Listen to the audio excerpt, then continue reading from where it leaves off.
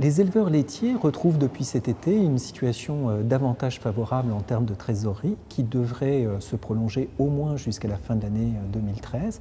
Alors ceci est la résultante d'une augmentation du prix du lait à la ferme assez nette depuis le mois de juin et d'une relative stabilité des coûts de production. Malgré ce contexte davantage positif, la production laitière n'a pas rebondi en France cet été.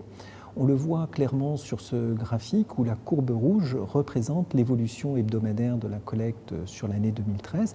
Et cette courbe a été systématiquement en dessous de la courbe verte qui représente les évolutions de l'année 2012, à l'exception des 2 premières semaines du mois de juillet.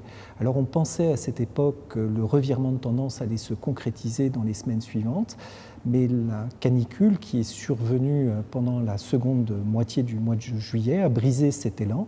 Et actuellement, sur le début du mois d'août, la production laitière est globalement en baisse en France comparativement à 2012. Alors ce constat d'ensemble recouvre des situations différentes selon les régions.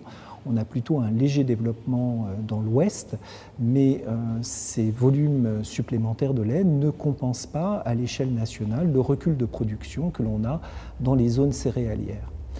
Le constat global, c'est que les transformateurs laitiers se retrouvent avec moins de matières premières alors que les marchés internationaux sont globalement très porteurs. Selon FranceAgriMer, le prix du lait de vache en moyenne nationale était de 350 € des 1000 litres au mois de juin 2013.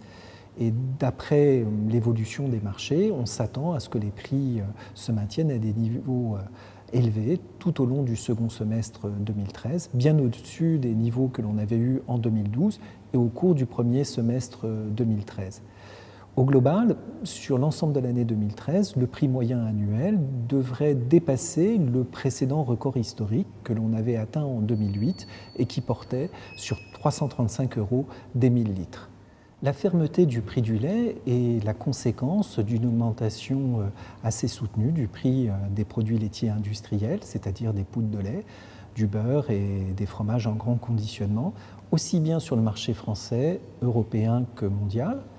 On le voit clairement sur ce graphique qui représente les évolutions de prix du beurre et de la poudre de lait écrémé sur le marché français, avec une tendance haussière depuis le milieu de l'année 2012.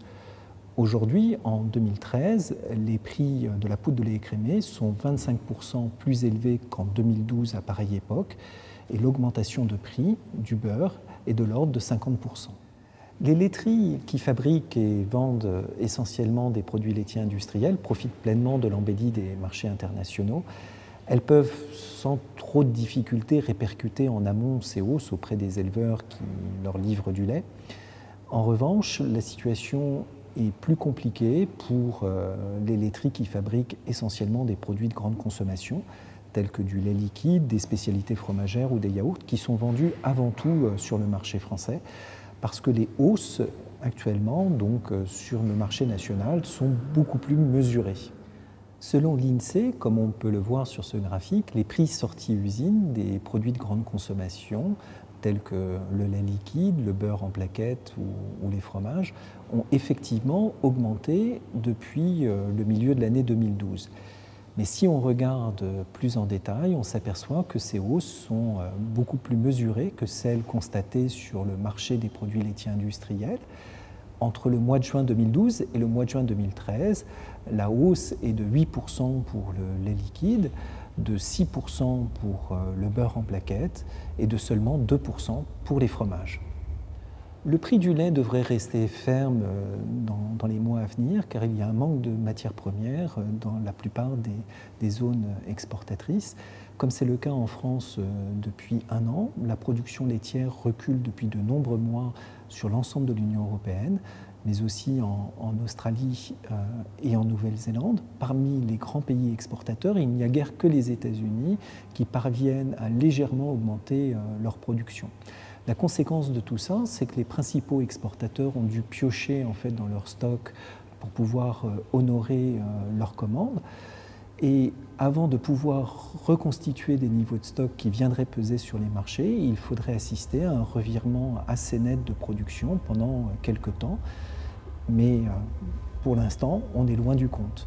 En guise de conclusion, les éleveurs laitiers vont se retrouver dans une situation davantage favorable en termes de trésorerie sur l'ensemble du second semestre de l'année 2013.